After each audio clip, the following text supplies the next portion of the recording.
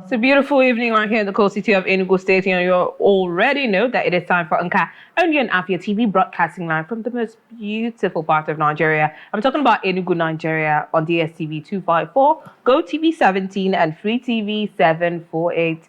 I am Jemai Balama Ashebo. Pleased to be here once again. It's Wednesday. We haven't gotten to my most favorite day of the week, but we're getting there. So I'm a little happier than I was on Monday. I'm usually cranky on Monday, but I come to lie to you all that I'm very, very happy, and that's not the case. But I'm better now. I'm happier now, and looking forward to Friday. Of course, it's in order for us to wish a very special person a happy birthday, and this is a special shout out to Mrs. Florence Okogbe. You have a special message from your son, and he says he just wants to remind you of how amazing you are. Your love, wisdom, and warmth makes every day brighter. And he's so grateful to have you in his life. He's also grateful for always being there, for being an endless support, and for being the wonderful person you are. I can't wait to give you a grandson and, of course, a wife before the end of the year. I love you so much. Happy birthday, Mom. Emmanuel, your mom loves you. And of course, Mrs. Florence Okogbe, wishing you a very happy birthday. This is from your sweet, darling son, Emmanuel. And I think what I love about this birthday wish is the last part, especially when he says he cannot wait to give you a baby before the end of the year, and of course a wife. We're looking forward to an Afia wedding by December. Also praying for him, because that's very important. We'll go for a quick break right now. When we do come back, I will be introducing my rather popular, beautiful, sexy, I have a lot of things to say about this lady, but right after the break, don't go anywhere. You're welcome back to Nka MD on Afia TV. And yes, I did promise to introduce a rather fantastic guest. On the show tonight, we have a woman whose story is nothing short of inspiring. She has won a lot of awards. And I think one thing I love about her journey is the fact that she started from commanding stages as a public speaker to shaping narratives as a journalist. She is led in JCI and embraced every twist and turn along the way. And a lot of people love to call her Peter Obi's baby. Well, joining us tonight is no other than the beautiful, whose name I did practice a lot. And we're going to find out if I did get it right at this time. Joining us tonight is no other than the beautiful Chinalurumogu Eze. Good evening. It's a pleasure to have you. So you tried? You know, I tried. I noticed that I didn't need to rush it. If I rushed it, it was going to be a disaster. So I just had to take it. You tried. Chinalurumogu. Chinalurumogu. That's better. Voila. Yes. You're welcome. All right. So it's a pleasure to have you here. Yeah. There's so many parts to your life. You're a very dynamic person. You've done a lot of things, and you're very inspiring. I can imagine how just sometimes when I see your story, I see your updates, it takes me back to university days. And I just imagine having a friend like you when I was in uni, the kind of things I would have done, because, oh God. Yeah. But continue, please, continue. I'm going somewhere with this. Yes, please. Let's not spoil the moment. Exactly. So, you're very inspiring. That's what I wanted to say. I'm sure a lot of people tell you this from time to time. But there's so much to your journey, and I'm sure not a lot of people know. A lot of people just know you as the 2023 Future Creative Leaders Academy Prize, someone who won the 2023 Future Creative Leaders Academy Prize for the Roger Hatchell Student Academy. But not a lot of people know the other side to Nalu. So I'd like you to share the journey so far. As a young kid, is this what you always wanted to do? And of course, looking at where you did grow up, schools you attended, and how it led you to this dream becoming a reality. Because I remember growing up, never knew I was going to be a journalist. Yeah. I can relate. So I would just like us to start off from where you did grow up, schools you attended, and of course we talk about the journey so far. Oh, okay. If I still remember, but I'll try. So first of all, I would say I'm from Anambra State, so let's set the facts.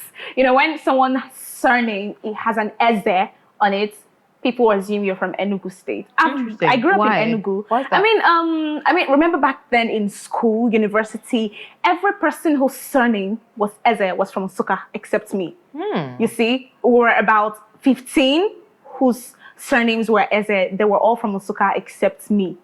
So, but I grew up here, and but I'm from Anambra State. So, yes, from birth. I'm not sure I know the story from birth, but I know that forces were fought because the name is Chinalurumogu, which means God is fighting my battle. So that said a lot of things about battles being fought before I was born, and God said, this child is gonna go into the world and do things. Hallelujah. Amen. But yeah, I actually did want to study mass communication, but the vision was not clear. You know, when parents proffer solutions to you, like, you're going to be a nurse. It's not that you be. I can see it. I'm like, oh yes, mommy, I'll be a nurse. Then I watched TV the other day and I see something that sounds cute, optometry. Oh yes, I'm going to be an optometrist. It sounds really cool. And then, you know, when Ben Carson wrote those books, I said, yes, I'll be a neurosurgeon. I had all these things in mind. But now I'd just like to take you back a little bit. All these dreams you were having, whether in high school or uni, especially or primary school. The reason I ask this question is, especially in high school in Nigeria, secondary school in Nigeria, when you get to SS1, you have people in science classes, you have people in art classes, you have people in the commercial classes. So what class were you in, and how did that shape the ideology or the thought process to what you wanted to do much later? Okay, so the idea, the optometry thing, everything, it was happening between primary and secondary school. So, you know, all these things they say, intelligent students have to do science because they understand the technicalities there and would do well there. Getting into secondary school, I was intelligent.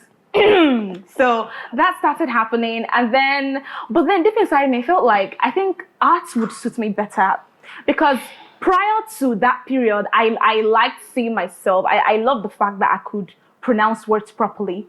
I took English class so serious in secondary school. People thought I was doing too much. Like, do you have to do that? That's not how I'm like, please, let me be. And I could practice what presenters do on TV and all those stuff. I was heavily tilting towards mass communication.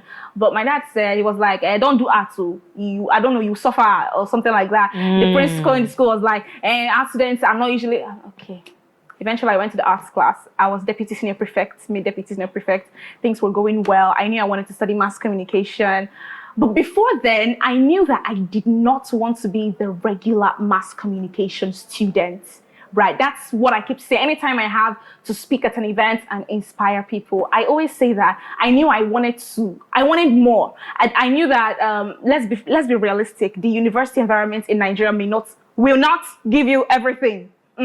So I needed to find that more. So that's how I started. I remember reaching out to a particular journalist who works with the cable newspaper. She was a family friend, and I told her, I just got admitted into UNN, and it's mass communication, the department you graduated from, and I'm really looking at being different. I understand that they will start teaching us about news reporting in my second year, would not be doing so much right now, but I know I can write, I can do some things, so I want to start now. So that was when she said, okay. She referred me to Youth Journalism International, a body for young journalists all over the world, from North Korea, everywhere. As at the time I joined, I was the only Nigerian. So I'm like, okay, let's do this. When I think of the stories I wrote then, I'm like, Jesus, that's really nasty. But these were learning curves for me, but I was doing it either way. I remember the time I recorded my first voiceover. I did not know it was called a voiceover. I just felt, okay, so you want me to read something for you, right? And then you put the voice under the video. The person said yes. I said, okay, I can do it.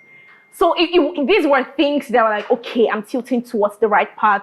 Let's do this. But the point, what do you call it? The point that sets the pace properly was when in my second year, I started working for the Nollywood Reporter. How it happened, I was always someone that would come on my WhatsApp state to say what I think about the entertainment industry in Nigeria, what could be done better, even start reviewing movies like that. Then suddenly I see a message on LinkedIn saying, hello, Eze, would you like to write for the Nollywood Reporter? I said, hell, Yeah, can I say that on TV? But okay. I'm like, yeah, sure, let's do it. And then I started reporting. I interviewed filmmakers. I went to the cinema, watched movies, reviewed them, attended premieres. It was all exciting for me. Then one day, I felt like I wanted to do this big story. Let us understand why the entertainment industry in the Southeast is the way it is. I'm like, okay, let's do it. I did that story. And for a bit, it went just a little bit viral on Twitter at the time.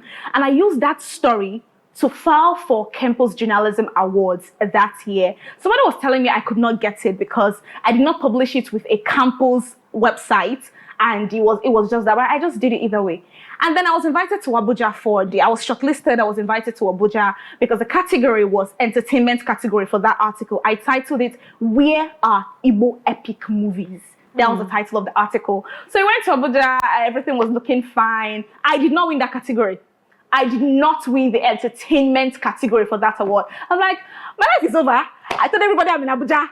I was having fun, sipping cocktail, everything was doing fine. So what is it going to happen now? I think on the last day, they said they needed to do a speech competition to declare the overall campus journalist of the year. I said, you know what, hold my cup. If there's something I will do and do it well, public speaking. Somebody say hallelujah. So, but that was it. And then I said, okay, let's do this. I still have the video. I went on stage and did my thing. Actually, in the video, you see me act up. I'm like, oh my God. But I knew I beat everybody hands down. I'm not trying to be anything, but I knew I beat everybody hands down. And I was crowned the winner. So it was so ecstatic. I was so, what? I came and I was the only, that was the first time someone from a Southeastern university claimed that award. So it was a big deal. I went back to Enugu. Everybody was so happy. So what's the next thing? Because we can't stop here. What's the next thing to do? And then my department said, okay, Nalo, we need you to represent us in something. It's called Future Creative Leaders Awards, where they teach creative communication, advertising and stuff. I'm like, okay, let's do this. I started attending the classes. There were about 10 universities, UI, Unilag, UNN, all had 3 representatives. So they said the next set was to make a video on why you should be the one to represent Nigeria in France for the Roger Hatchwell Student Academy. Oh, wow. I said, okay. Out of all we the got schools. this. Yes, one person from all those schools would be the representative. I said, okay, we got this. I remember shooting that video in Enugu at UNEC campus. I came back from Nsukka and then scripting the video. I started scripting in the morning because I couldn't find inspiration. I shot that video, I even made special hair for the video. Just got broke. Spent money, did everything, submitted it. We're still attending the classes. They said they'll announce soon. And finally, there were 3 people that were shortlisted, me and 2 others from private universities somewhere. And then they said it was me that would represent Nigeria. Of course, I was happy. We're going to France, baby. And then... How did you feel that day? What Were you able to sleep? I slept because I was asleep now. But what shocked... It's not that it shocked me. Was that it was like... I had a classmate that was it's like a blog that she ran for a particular brand. No, she was just writing the brand. She said, okay, I want to interview you. Now, just tell me about this stuff you're doing. I said, okay, granted the interview, but I understand that the owner of the blog used to work for, I think, Guardian or something. And then I think they sponsored that particular post. Because tell me why I woke up the next morning with my phone blowing up saying, Nalo, Peter Obi posted you. I said, shut up. I said, shut up. Shut up. That was what I said. My phone was blowing up that day. I cannot forget that day. April 4th, 2023. I came on Twitter. I saw what was happening. I said, Jesus. Hey! And then I remember quoting the post and saying, my principal posted me. Thank you so much. I had about 303 followers on Twitter that period. In 5 days, I grew to 28,000 followers on Twitter. And it's how everybody was, even some of these Twitter influencers were like, everybody got follow China. People that I didn't even know this. I'm like, oh my God. Even some celebrities even followed back. I'm like, is this real? Is this really happening? It was so good. I remember coming to school that day. My shoulders were high, like, do you know who I am? But when things started trying to take a different turn was when I started applying for this France visa. I started applying and then France embassy declined me a visa. So I said, okay, my manager was like, let us go public on Twitter and say that the France embassy declined you the visa. I'm like, no, I don't want anybody to know about that. I said, okay, I think that period, I was even scammed of a huge amount of money. I picked up my passport that period and it wasn't stamped. It was crazy. So I missed school for 1 week. I was depressed. After shouting on Twitter that I'm going to France, it was crazy. But then I went public on Twitter. I quoted that Peter Obi's post and said that they had declined me visa and Kiniki. That post again went viral, about 2 million views on Twitter.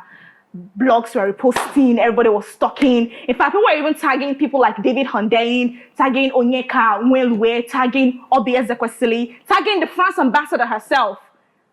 These people actually entered my DM. That's how I started a relationship with them. But it was Dr. Obi Eze that took up my case, told me to send every necessary documents to her.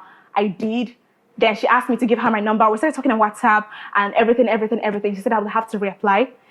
In fact, the France ambassador herself messaged me on Twitter, apologized, and told me that I should come on so day to reapply.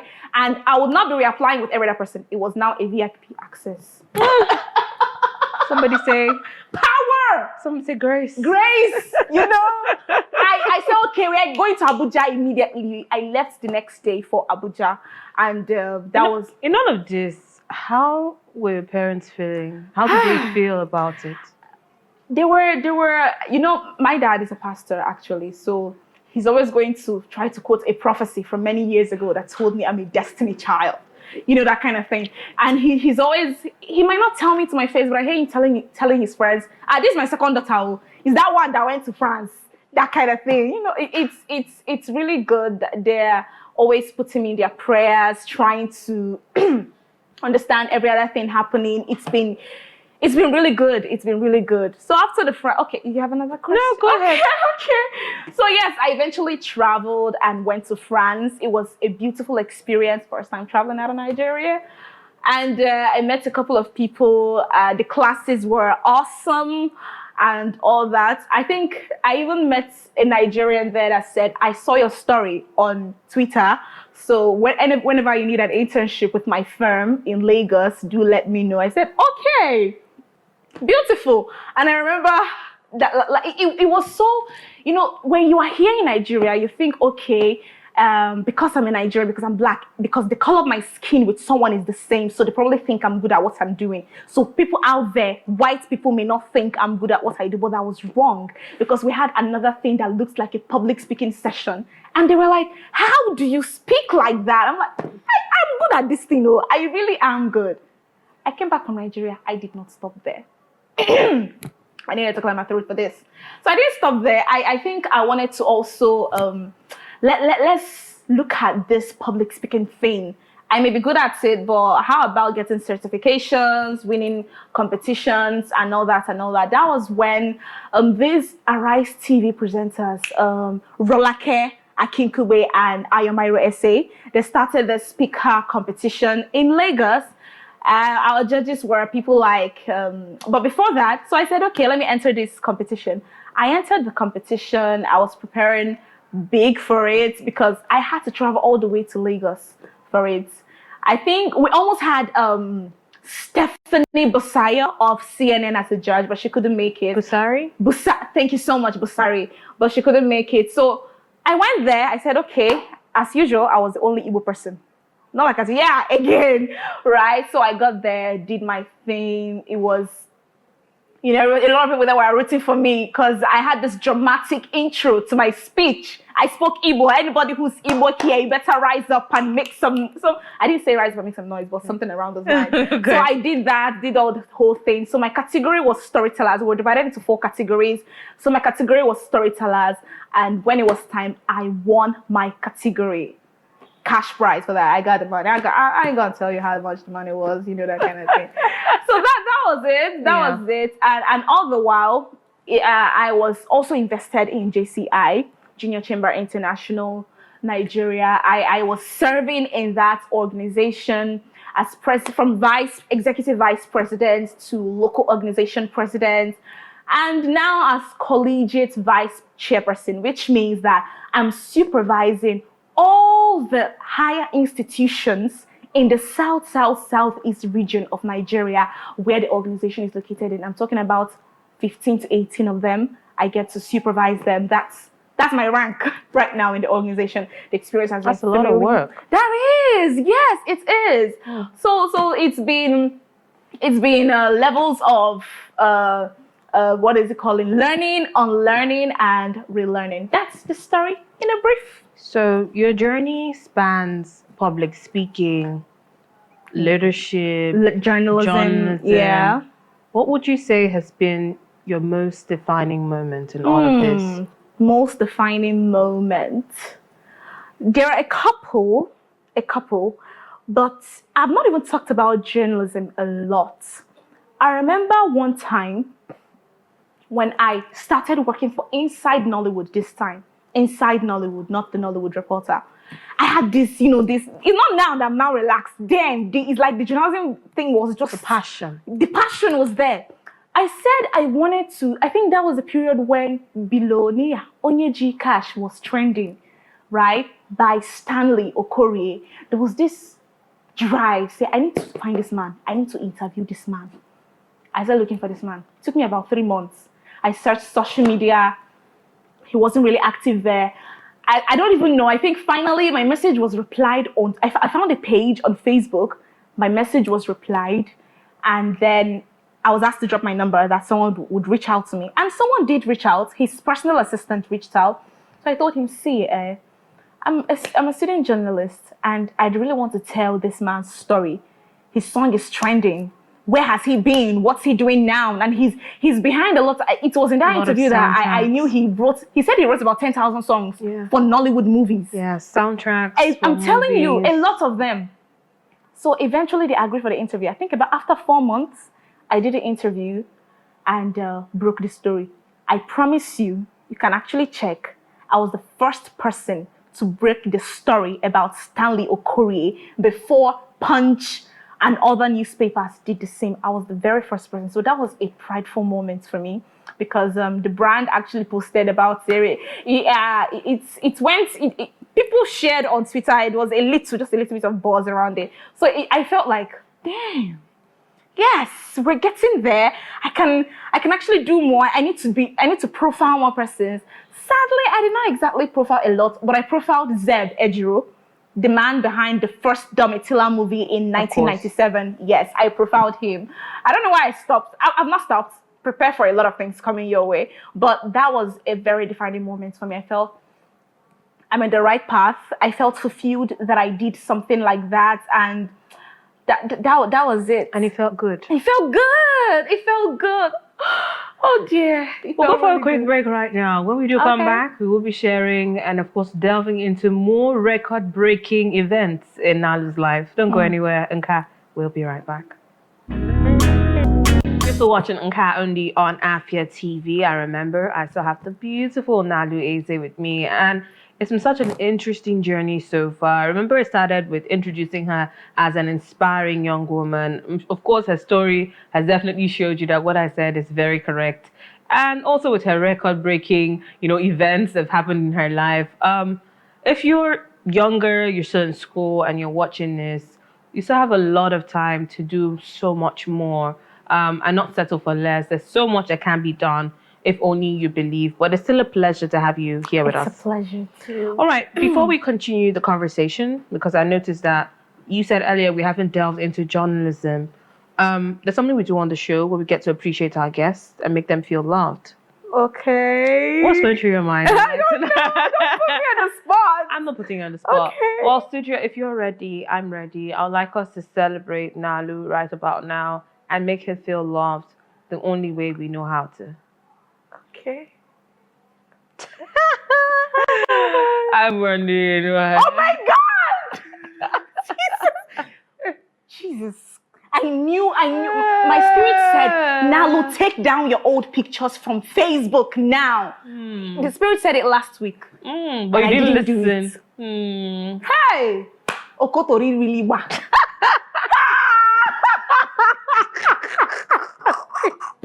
Oh, Jesus. By the way, I came to the library to read here. This is now the secure library of the University of Nigeria and Nsukka. Okay. Yes. Please, can we not show another embarrassing? Yeah. Jesus Christ. What is this? What is this? You. No be gadus be that. That is Gadus. Hey. What? No, no more, no. Hey. And you know the funny thing, these pictures were like, I'm looking hot. Like then, not now. Like then I'm like, I feel you. Nobody hotter. Because why the hell did I put happy? As how? As how? Cause I'm happy. Well, can we like go back to the show, you know? We'll also go back. We just Yeah, we just need to, just give you a sprinkle of the past. I was not even No, this is but you know, It's nothing but love. this is the worst. This is the worst. I wonder what if I had cleared all my old Facebook pictures, what would you have used? You sing for me to show me love, right? No, I would have done that. You're a very happy person. Like I don't know why they feel happy in all the things. Yeah, thank you. That ain't me. We know. We're gonna ask who was that. Okay, that's my younger sister. I'm sure she's not gonna be happy about it. Oh my God, Nalu! I was such a cute baby. I know. And my mom said I was the fairest amongst my sisters. I Interesting. know. Yes, I'm really dark now, but I was the fairest amongst my sisters. Interesting. I was this cute, chubby baby. Everybody wanted to have me. It's crazy nobody wants to have me now. We'll talk about that in just a bit. But I mean, what we do with those photos is to remind you of how far you've come. Yeah. And to let you know that we're rooting for you because we are sure that the best is yet to come. Hallelujah. Thank you. Thank you, Jemai. You're welcome. Thank you so much. All right. Now getting back to the conversation, we were supposed to delve into journalism, and as much as I know that you're very passionate about film journalism, talking to actors, going back to the Nollywood of before, comparing it to now, what other stories give you fulfillment, to delve into? What stories excite you when you think about it, apart from film journalism that we're aware of? That's a really thoughtful question because it's not like it's a struggle. If I really want to delve into the aspects of journalism, I can do it. But whenever I think about it, I'm like, this is something I really should pursue. I'm particular about gender issues. Women, female affairs. Thank you so much. Anytime Twitter's madness starts, my body starts doing me somehow. Those conversations, I don't know, they just trigger me. Do you understand? So I feel like these are stories I'd really want to tell a lot, right? And sometimes I think maybe I should really start it. Why not I pitch this idea because as I said, I'm not with the Nollywood Reporter anymore. I write for another establishment that covers everything. So I could easily switch, right? So I'm still considering it, right? Because I know that the truth is that at the end of the day, you notice that not so many people relate with film journalists. You can tell someone you're a film journalist, they're like, okay, yeah. They don't take you seriously. Yeah. People who cover stories on politics are taken more seriously. People who cover stories on fashion even, yes. But you see this gender thing, people are also taken seriously.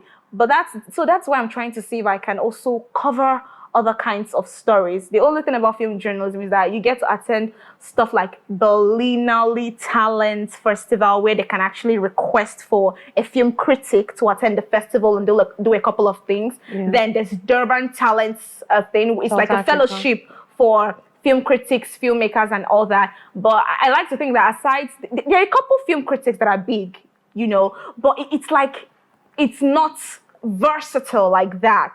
So that's why when I think of things relating to femicide, gender issues, I'm like, feminism. Yes. When I think of these things, I'm like, I really want to document about them. Sometimes when this Twitter war starts, I'm like, can I just message this person and say, I'd really want to tell your story. I want to, expound on your opinion about this feminism issue. I'd really want to know what you think. So I think you're making me want to really, maybe next month. You're taking me somewhere Okay. with this line of yours. And just out of curiosity, what would you say is your own definition of feminism? I said, I knew you asked me this.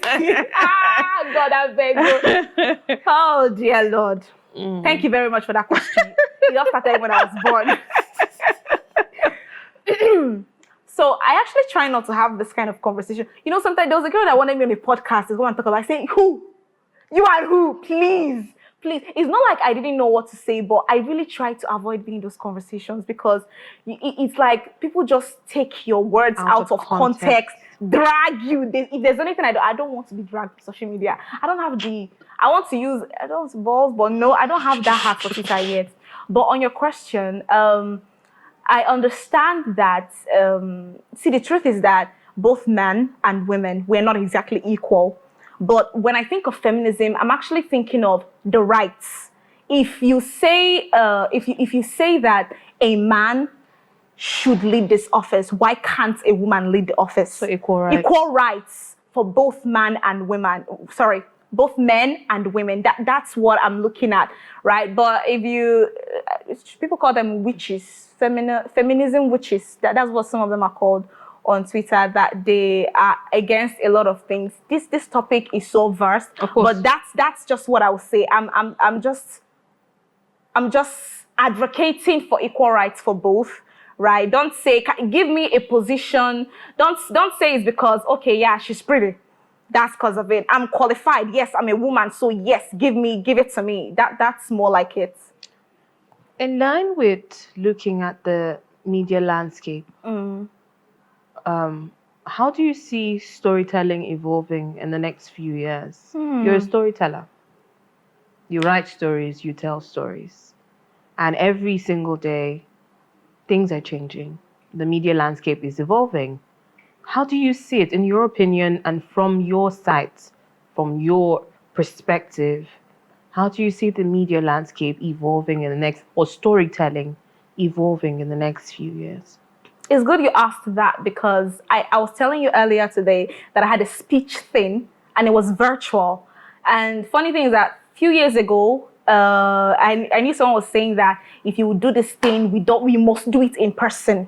You must be there physically. Let us see your emotion. Let us see how you want to tell the story. Let us feel you, right? But look at today, I've had like 5 different segments of the same particular competition, and they were all virtual. All of them were all virtual. And for me as a storyteller who tries to bring to life, who tries to bring to life characters and my ideologies through stories and all that, it just means that I have to keep evolving with the trend, right? So I remember starting a story at the speaker competition with, trying to remember the exact line I used. I said, that Sunday morning, I sat across my mom in the kitchen, pounding crayfish and pepper whilst she was picking beans. And I thought of something to distract us a bit, and I went, Mom is like, I'll not marry you. Me, I don't have time for all these boys. And just like that, her eyes shot at me, and Patience Ozohomold was released, and she said, Chinalurumogu Eze Eze. Are you mad? You will not try that in my house. You will marry and you will give me grandkids, and that's final. That was my intro. And the question is, would I really have brought that character to life if I was doing it virtual? Network, Megan, you hear it, right? That kind of thing and all that. So it means that I have to use what is in vogue to actually keep reforming my craft, right? See how I can actually engage my audience no matter where I am. See how I can get people give me the same standing ovation they would give me on stage, on the internet, or anywhere. So for me, I like to think that with being a storyteller and everything that I am, that I have to find a way to fit in whatever trend that is in vogue at that point in time. It's a craft. You can't say, okay, because you're this and something has changed, you lose your craft. No, you can't lose it unless you didn't know what you were doing in the first place. Definitely. So you just have to get better and find ways that people do not get bored based on what you do. Yes. Got it. Now, I was thinking of something. Have you ever considered acting? A lot of people ask me that question. Because I just saw the monologue and it sounded good. It felt like a monologue. I have considered acting. In fact, I've only gone for one audition and I was called back. But my sis, I'm like, so when people say, oh, is it not the Nalu girl that won this thing? She's in a very mediocre movie. Oh, no. I know people start small. This is not a shade to any actress that is working so hard, that is in a film set. Really this is not a shade to you. But I'm not saying I want to start big, but I'd rather I started in a better scenario. So you're open to that? I am. I really am. So finally, as we round up. Don't ask that. What do you think I was going to ask? You're going to ask me that.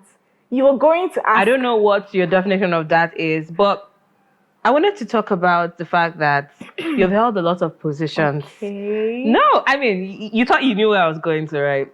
Yeah. And, there's one thing about leadership. It teaches you a lot. Mm-hmm. So in line with holding so many positions at JCI, what would you say it has taught you about leadership and impact? And how have you been able to apply it very briefly?